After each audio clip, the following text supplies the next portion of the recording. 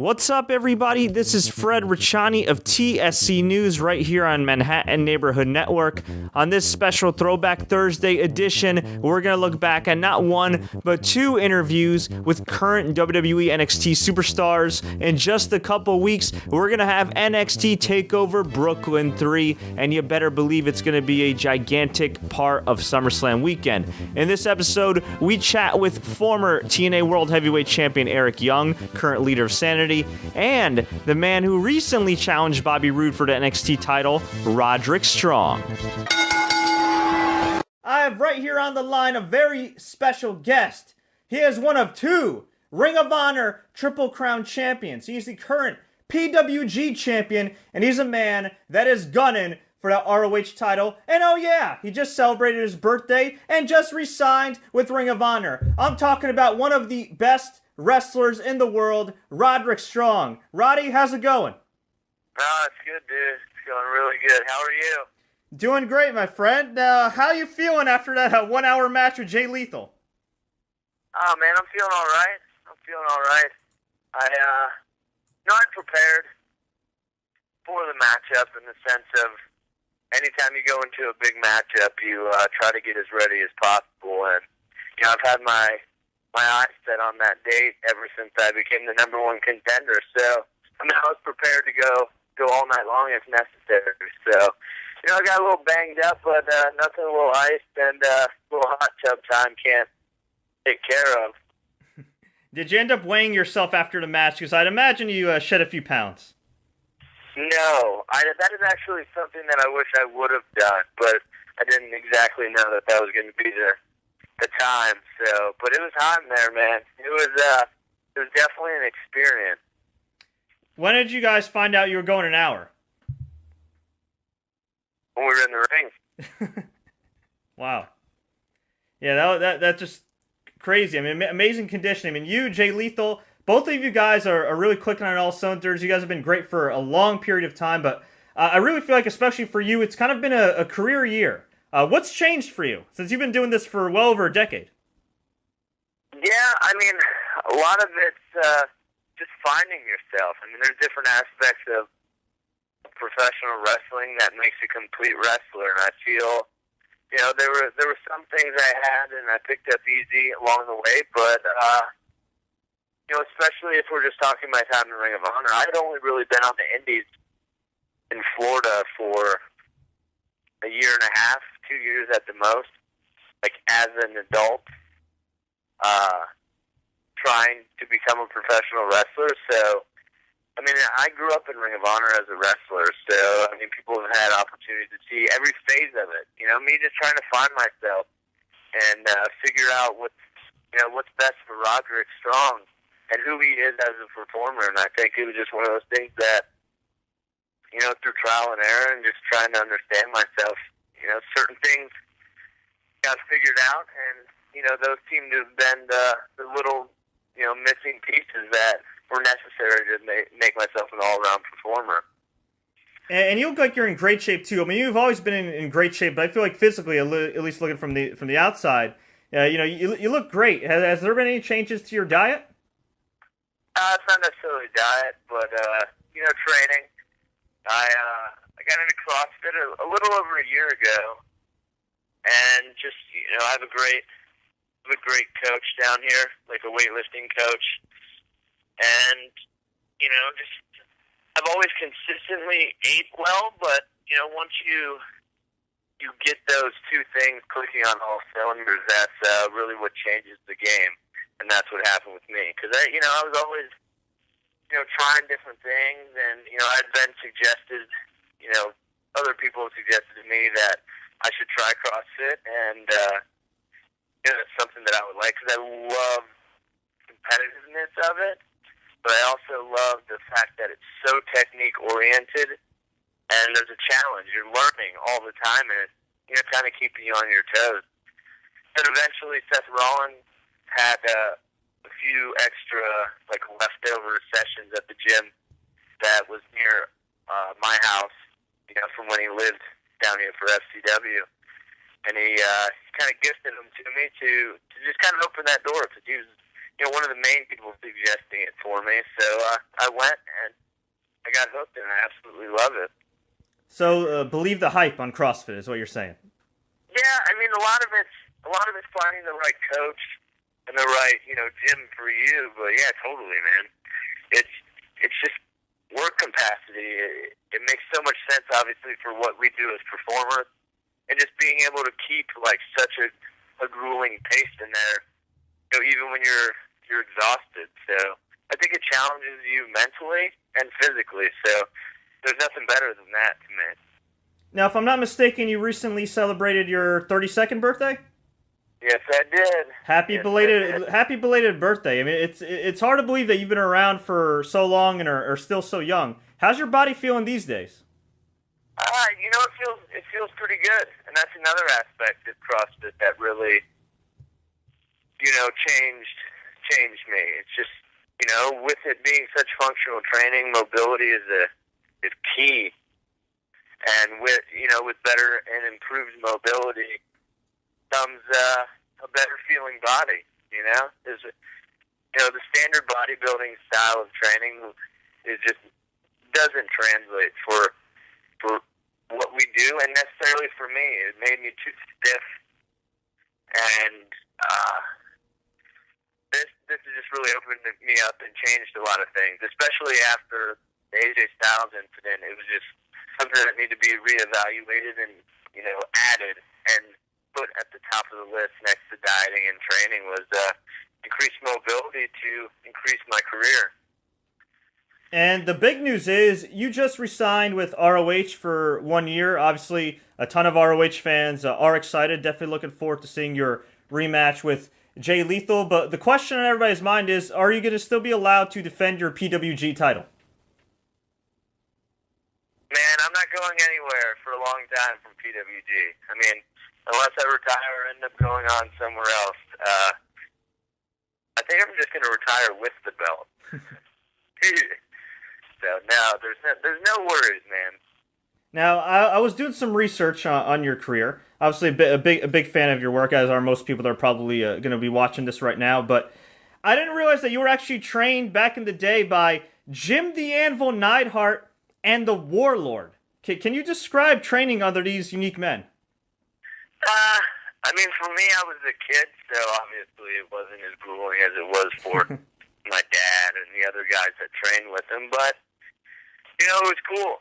I'm a visual learner, and it was, I had an opportunity to learn just like small, detailed stuff from Jim that, after that, I wouldn't have been able to get because, I was around a lot of local guys that had not been to the places that he had been. And I learned just a lot, about that kind of stuff. And physicality, and how important it was, and emphasis on that. So, same with the Warlord, just being around him is pretty unique because he, obviously he's a huge guy. And, I just kind of bumped around a little bit. Didn't learn necessarily that much from him, but, being around guys that had been in the WWF and that had success in their career is obviously very motivating that one day that could be you. Now, Ring of Honor's always had great matches, believable angles, tons of logic that unfortunately you don't see in other promotions and everything. But I really feel like this last year and a half or so, they've been almost clicking on all cylinders. Do you guys kind of get that feeling in the locker room? Yeah, totally. I think, and the fact that it's such a team atmosphere.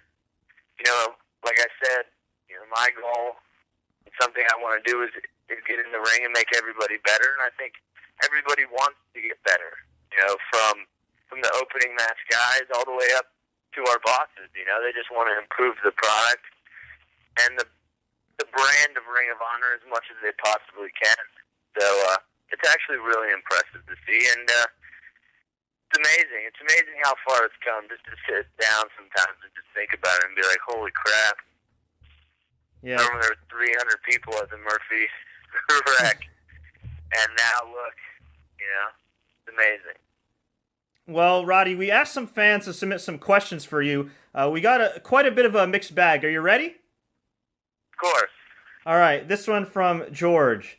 Brian Alvarez once called your match with Kurt Angle 10 years ago the greatest squash match he's ever seen. Should Kurt Angle's TNA contract expire down the road, would you love to wrestle one more match with him? Of course. Of course. That was something I actually mentioned a few years ago when my contract was up with Ring of Honor, and I kind of just started free agency a little bit. That was a match that I wanted, and I believe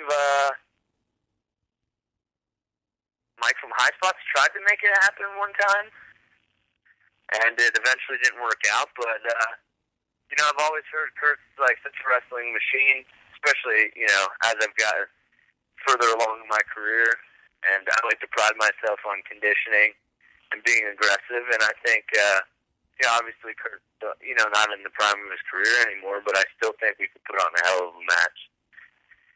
Scott asks, who in your opinion is the most underrated talent in Ring of Honor?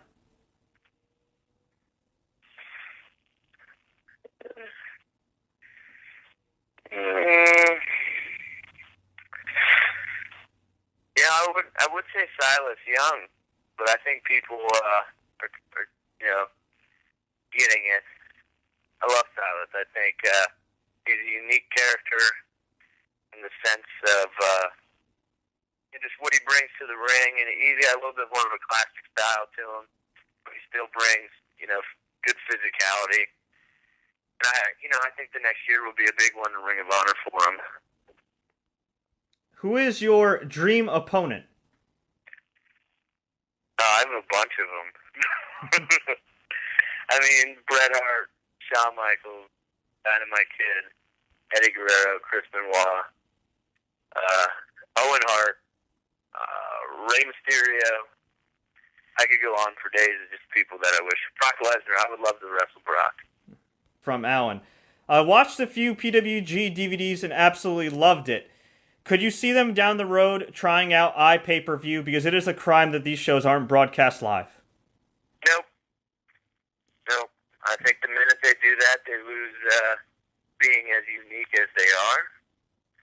And the fact that there's no iPay-per-view leaves the door open for people to wrestle there that wrestle with other companies that don't allow that kind of stuff. So, I think it's one of those situations where you either get a ticket or you have to wait for the DVD. And being the only company that's actually a big thing, I think they have that on lock, and I don't think they should change anything. Yeah, it's a really cool approach by them. I mean, it seems like such a fun atmosphere, and I would imagine, you guys work your asses off in PWG, but I would imagine with the cameras not necessarily rolling live that, I don't know, it seems like more of a fun, loose atmosphere. Am I correct? Yeah, definitely. And I think, from the workers, from the wrestlers to the fans, everyone's going there to party, and it's not necessarily getting drunk partying, just good energy, and for me personally, I don't work any harder there than I do other places, but I get to bring a different aspect of who I am as a wrestler there, and it's fun, and it's just a fun crowd, and you want to give the people your best. And one last one here. How long do you want to keep wrestling? That really depends situationally. I would love to do it forever, but obviously I feel like I'm just starting to hit my athletic prime, so maybe 5 years, 7 years. Depends on what happens down the road. Money definitely talks, so we'll see. As long as I'm still bringing the same, me to the ring, then I'll do it. But the minute that, that becomes a noticeable decline, then I would retire immediately. I have right here on the line a very special guest. He has a brand new show by the name of No Limits coming out this Friday night on Animal Planet. He is also the current TNA Impact Wrestling World Heavyweight Champion. I'm talking about our guest today, Showtime Eric Young. Eric, how are you, sir? I'm doing good, and by the intro, I'm doing really good, man. I got a lot on my plate, so it's been a wild couple months for me. Yeah, these last couple months, TNA World Champion, brand new show with Animal Planet. Can you describe these last couple of months? It's hard to describe. I don't really remember a lot of it. It's happened so quick. But yeah, professionally, obviously the best couple months of my life. The show No Limits coming out.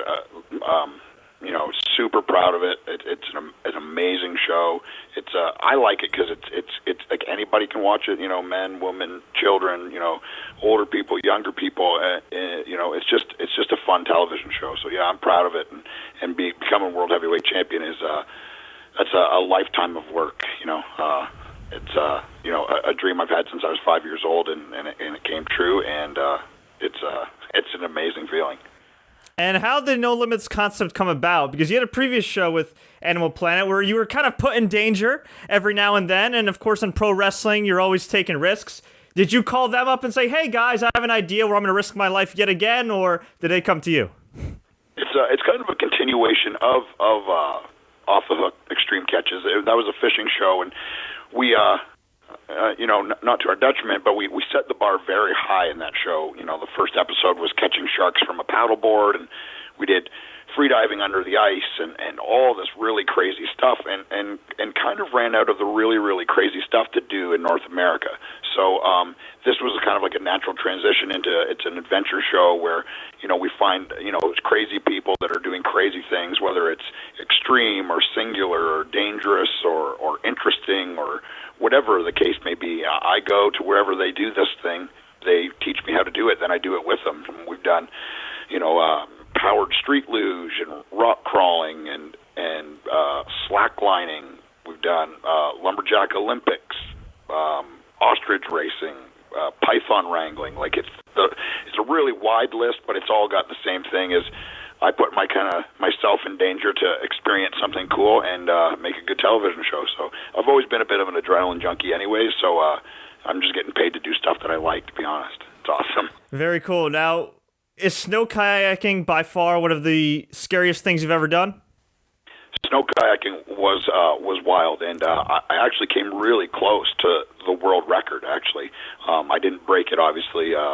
The guy that we went with, he still holds the record, I think, at 52 miles an hour, but I went 50 that day, and that was on a radar gun. So I was 2 miles off the world record. So I'm breaking records all over, world champ. I almost broke the record in snow kayaking. I'm the ranked second fastest in the world for powered street luge, too. So it's pretty crazy stuff, man. And how surreal is it these days to be recognized as the Animal Planet host as opposed to the TNA Impact wrestler? Yeah, it's both are amazing. It's very crazy because I do get recognized everywhere now. Whether it's it's a 50-50, it's either wrestling or from the Animal Planet show. It's like I consider myself a celebrity on like a smaller scale, but can be very strange, going and there's always someone that recognizes me. They usually have good things to say, so it makes me feel good. It makes me feel like I'm doing my job, but it can be kind of surreal sometimes. Very cool, very cool. Now, is there anything that you've done in this show, not to spoil it because it is coming up this Friday, but is there anything you've done in this show that matches some of the craziest stuff you've done in wrestling as far as risk-taking and adrenaline rushes? Definitely. That's what the show's designed around, like finding the craziest stuff. The premiere episode is slacklining, where in a day I learned how to do basically your tightrope walking, and the rope isn't tight. It's it's a ratchet strap that's about 1.5 inches wide. I've never done it before up until that day, and then I tried to walk across a canyon in the Canyonlands with a 400-foot drop. So you're tied in, and it's a relatively safe, but it's wild getting out there. The wind's blowing, 400 feet above, a pile of rocks. It's maybe the most scared I've ever been. And I'm not scared of heights, but 400 feet it's a long ways down. I can imagine. And when you were doing the snow kayaking, of course, you've had the epic beard for a number of years now. Did you feel like it protected you, or was it more of a hindrance when you were going down that huge hill? I get that question a lot. It's actually in the winter. It actually really helps with like blocking the wind and like protecting your face. And people are like, man, doesn't it get hot in the summer? I actually don't even notice it's there. I've had it since 2009. So, and I definitely had it when it was weird. I'd be at the grocery store and people would kind of get out of my way. I looked untrustworthy or whatever. So, beards have become a massive thing. Like they're everywhere. The Boston Red Sox made it a very mainstream thing with their run in the playoffs and stuff like that. So it's cool. It's a beard brethren. Like you kind of we're all kind of linked in some weird way. Guys like Johnny Hendricks from UFC and Daniel Bryan from the WWE and me, and like we're all like kind of this beard brethren, and it's a cool group to be in. TNA has given you a lot to work with. Some comedy, some serious. You've always knocked it out of the park, just like you have with Animal Planet. Obviously, you have the talent to succeed in show business, but is part of it also having the right attitude and willing to try new things? Yeah, I mean, for sure. I think, like one of my biggest things for wrestling is my versatility. You want me to make people laugh, then, I can do that. You want me to make them sad, I can do that. You want me to make them upset, I can do that too. And that's something I've always prided myself on. And TNA has allowed me to play, like a really wide gambit of characters, from a superhero to somebody that was afraid of everything, to a crazy person that didn't understand what was going on, to a guy wrestling Scott Baio. And, I've held every belt in the company at one point or another, even a women's title. So it's I've experienced a lot. And, I mean, for me, that's what my life is about. That's my favorite thing in life, is experiencing as much things as I can. In wrestling, like, I haven't just been one Eric Young. I've been 20, 30 different versions of Eric Young, and that's cool. And it's the same with the show No Limits. It allowed me to experience all this stuff that I probably wouldn't have experienced, like rock crawling and in Moab, Utah, and snow kayaking and all this amazing stuff that I get to try and do, and I can, it's kind of like a notch on the belt, another notch on the belt, and on to the next thing. So it's always been about that in life for me, is experiencing as much as I can. So I've asked a number of TNA wrestlers this question. I always ask them, who is the funniest guy backstage in TNA? Who is the funniest person backstage you've ever met? It'd probably have to be Eric Young. This guy is just hilarious. I don't know if you've ever met someone who doesn't know how not to be funny, that anything and everything they do is just, it's hilarious. He could be a stand-up comedian. The guy has his own show because he is that entertaining. I don't know if he's ever been fishing in his life until he was on the show Off the Hook, but he made that show. It was amazing, and this guy's hilarious. I think, on top of that, he's a great athlete. He's a good wrestler too.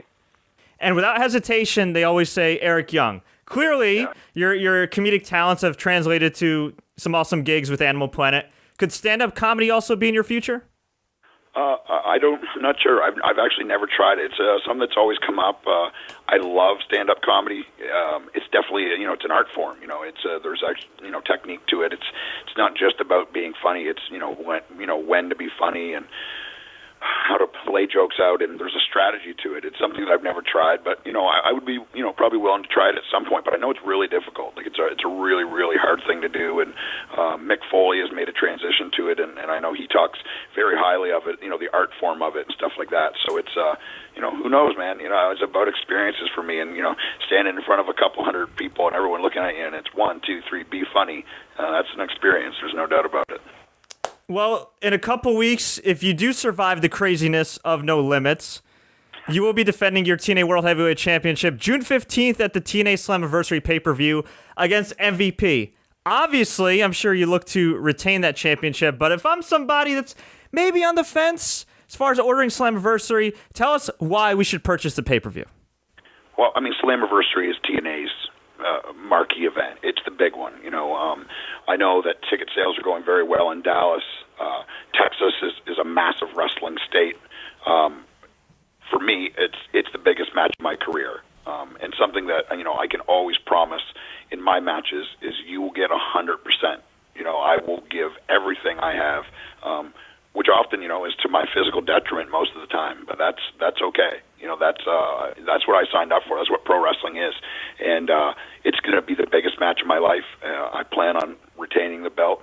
I plan on putting on a show, and I plan on people walking away from the show remembering Slammiversary, and more importantly, remembering my match. How's your body holding up with everything you're doing these days? It's good. Yeah, it's surprisingly good. It's I'm really busy with the show, and it's a very physical show to make, a very tough show to make, time consuming. And wrestling, everyone knows. If you watch it, you understand it's a very physical thing, and there is no off season. I was built to do it. I'm not super tall. I'm about 5'11". I'm thick and kind of built to take punishment. I've always been that way. I have a very high tolerance of pain. I actually had a disease when I was a kid called pupira, where all your white blood cells die, and when you recover from that, it makes you less susceptible to blood clots and bruising and stuff like that. So I'm like I think I said this on Steve Austin's podcast, I'm kind of like a Walmart Wolverine. I'm kind of built to do this kind of thing. So it's a good thing for me, for sure, because I'm putting the physical body to the test right now. That's for sure. Well, we're definitely looking forward to seeing you each and every week on Animal Planet. No Limits premieres this Friday night, 8 p.m. Eastern Time. Before I let you go, EY, where can fans find you online? I'm on Twitter, Showtime EY. That's the best way to get a hold of me. I didn't know if I was ever going to be a Twitter guy, but I'm addicted to it. And it's allowed me to meet all kinds of people. You can talk with fans and talk with people that you're fans of, and it's a really good tool for advertising what you got coming up and meeting people and finding out opinion and stuff like that, and good, bad, or indifferent. It's a great place, and that's the easiest way for me. Awesome, man. Well, actually, bonus question, because the last time you were on Animal Planet, you rocked a Speedo. I did. Could we see you bringing it back this time?